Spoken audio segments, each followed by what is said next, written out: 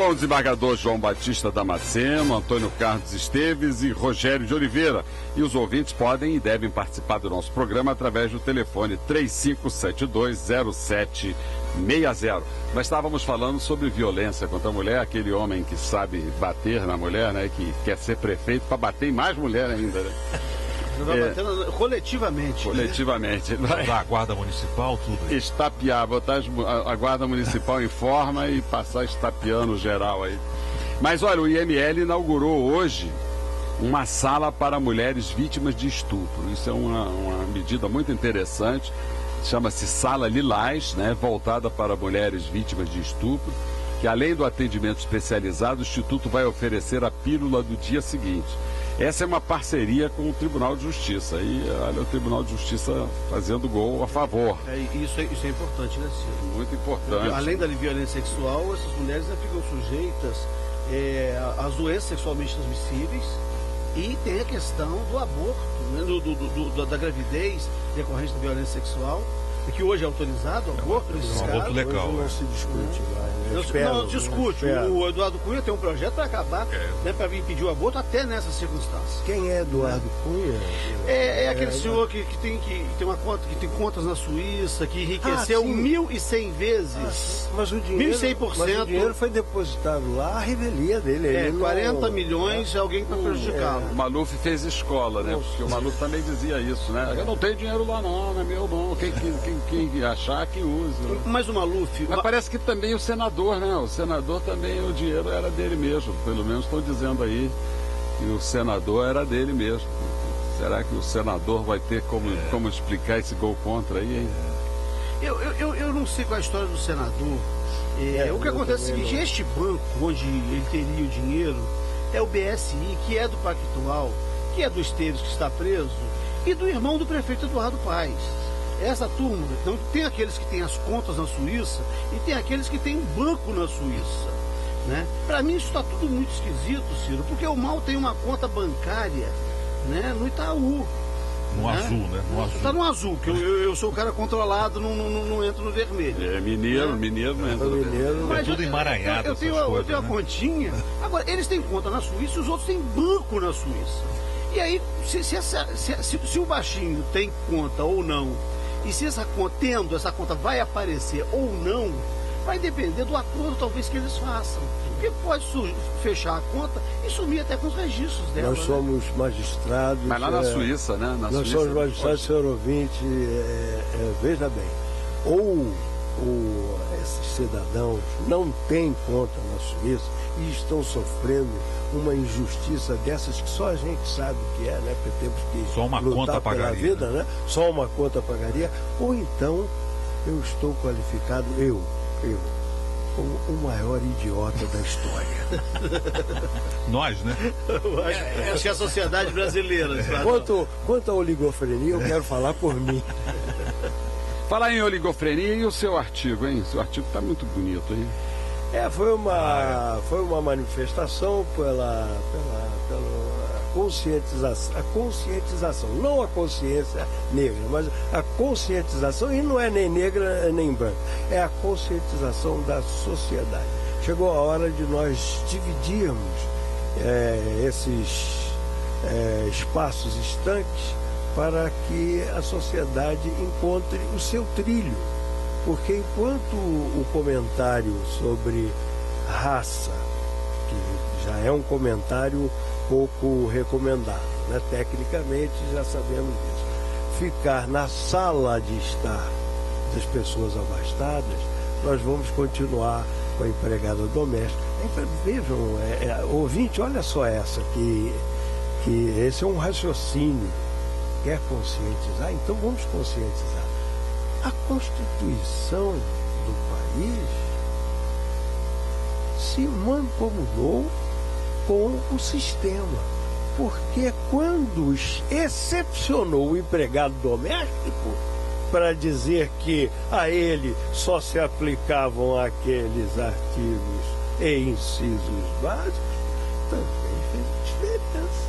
Manteve o mesmo sistema que eu vi. Por exemplo, eu morei na Tijuca durante muito tempo. Ali onde há aquele quartel, onde dizem que houve tortura, isso aí é outro problema. Mas o fato é que ali havia a polícia do Exército. A polícia do Exército... A PL, que foi o centro de tortura da... A polícia do Exército era composta de soldados recrutados em Santa Catarina. Sabe por quê? Tinha que ter mais de 1,90 m de altura e olhos azuis. Pois aí, não é à toa que deu o que deu, né? A PE da Barão de Mesquita é reconhecido como o principal centro de tortura durante a ditadura empresarial e militar no Rio de Janeiro. Né? O ideário nazista, né? Que no Rio Grande do Sul não foi pequeno, né? E chegou em algumas comunidades durante a Segunda Guerra Mundial. Tinha algumas comunidades que não falavam português, falavam alemão. Né? E que torciam para a vitória, né? Quando o Brasil se... Com vários agentes, inclusive alemães, provenientes da Alemanha nazista, que vieram tentar fazer um levantamento. O senhor Mengele. Exatamente. O senhor Mengele, ele não atuava só na Argentina, não. Aliás, veio morrer aqui, né? Agora, você vê o seguinte, que o passado insiste em ficar presente. Né? Então isso é bom, é bom esse exemplo. Eu vou até anotar, né, essa frase das permanências, mas não sou autor dela, tá? Isso é Marheim, né? A coetaneidade, né? Mas ele não falava isso assim com essa propriedade. Então, mas não, isso é bom falar dessas presenças, dessas permanências. Da Marheim. Governador Esteves, o senhor que é um homem da paz e um homem pacificador, me explica uma coisa. Nós costumamos viver num muro de lamentações, e eu disse isso outro dia no Conselho Nacional de Conscientização dos Negros. Nós costumamos aqui comemorar o Dia da Consciência Negra, que foi objeto do seu artigo muito bem escrito. E por quê? O que motivou isso? Um bravo lutador que se organizou para reagir, para resistir. Modernamente, o que nós vemos é grupos de pessoas que lamentam que há preconceito racial, que falam do preconceito racial, que até produzem leis para combater o preconceito racial, mas a gente não vê o povo negro organizado para resistir e para reagir. Qual o motivo disso? Perfeitamente. São diversas as causas, né? Em primeiro lugar, durante séculos, programa de Estado ou programa de governo, eu não sei exatamente, diluiu a identificação negra. Ou seja, o negro deixou de ser negro e era produto de um projeto de embranquecimento da população, né? Então começa por aí.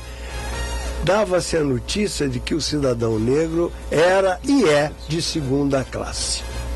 O cidadão negro era de segunda classe, diziam eles. E pior, introduziam essa ideia na autoestima do cidadão que se considerava de segunda classe.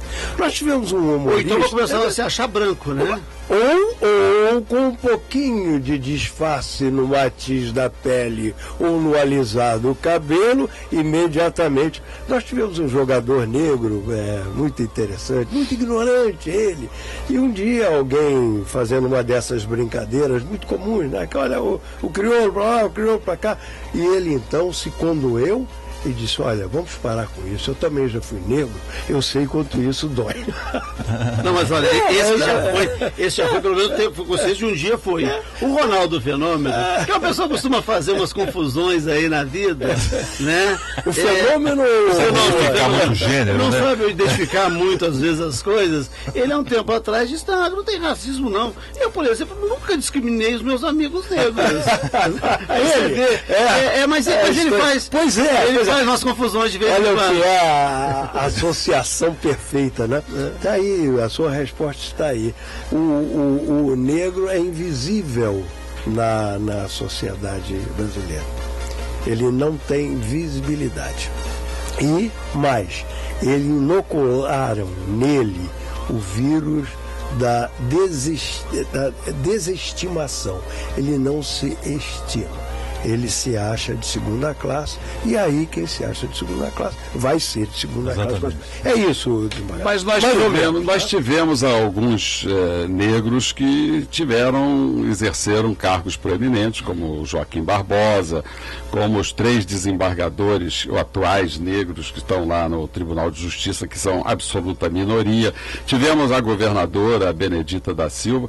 Em nenhum momento elas assumiram a liderança dessa luta pelos direitos dos negros. É uma estratégia. Foram todos encarcerados. É uma estratégia que nós não podemos criticar, senhores, pelo seguinte, porque aquele que assume este papel de defesa racial, ele perde o seu papel, porque ele deixa de ser uma pessoa com quem a sociedade possa contar. A estratégia está, que é uma estratégia, né? Quem conhece a história de Chico Rei sabe que o silêncio foi a base, né? Porque ele não reclamava de ir para o teto da mina,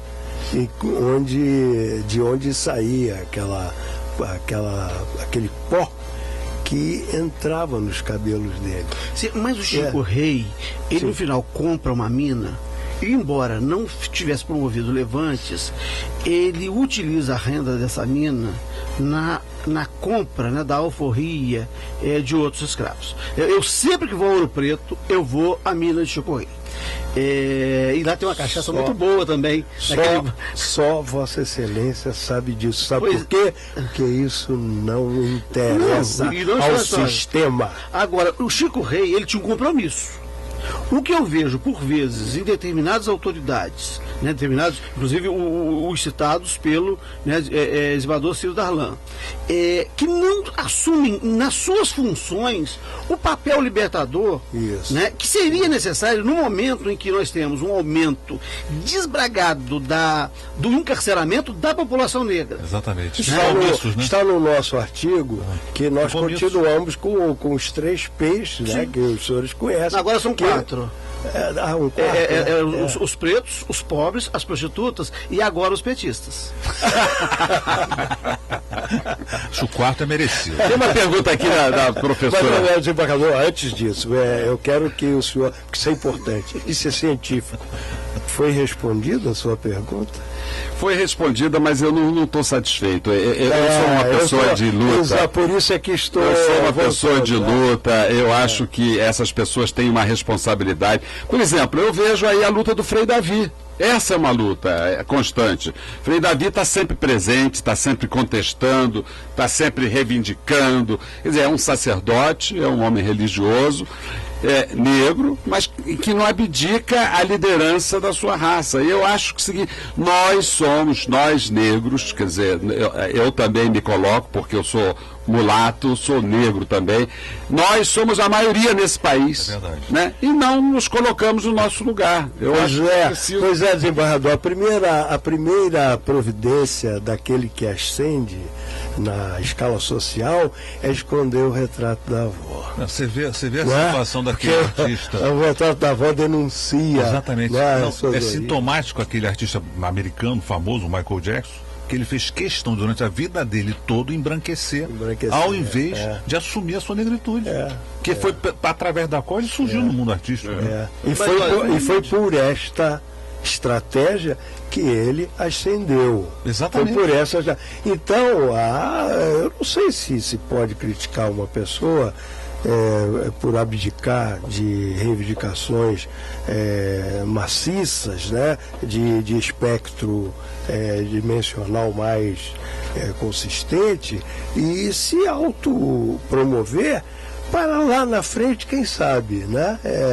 Eu não sei, o caso do senhor Joaquim, no Supremo, eu não me sinto à vontade para falar, porque eu tenho a impressão de que ele foi escolhido por ser negro.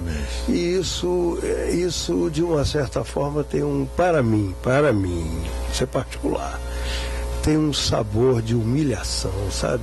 Eu queria, que ele fosse escolhido porque ele era um bom jurista. Exatamente. E não atingido pelo preconceito, exatamente, pela discriminação. Ou seja, o bom é assim, olha, aquele ali é bom, vai ter o seu lugar. Pronto, independentemente. Mas olha, essa coisa de esconder o retrato do avô, nós tivemos um presidente da República que assumiu quer dizer, assumiu no último ano do mandato do presidente que morrera, que foi Nilo Peçanha. E o Nilo, quando eu elogiava, ele falou assim, não, vocês ficam elogiando as minhas raízes, é porque vocês não conhecem os meus antepassados negros. E quando falavam das virtudes, eu assim, também vocês não conhecem um tio-avô que eu tinha lá em Campos, que era ladrão de cavalo.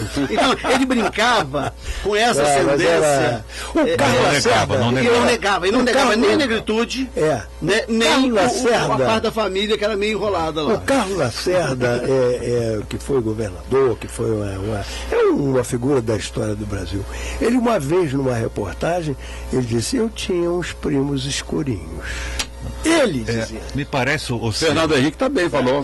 Esse é intelectual. Me parece, né? Marcelo, que o Brizola, na época do governo dele, ele levantou a questão da negritude, mas sem esse viés racista.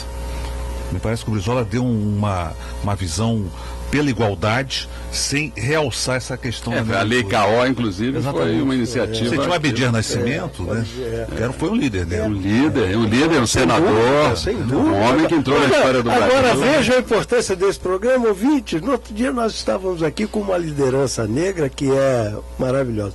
Professora Helena, sobre ela eu volto a falar. Vamos fazer um pequeno intervalo e voltamos em seguida com a pergunta da professora Daniele Moura, que é professora de Direito Penal e Constitucional da Estácio de Sá.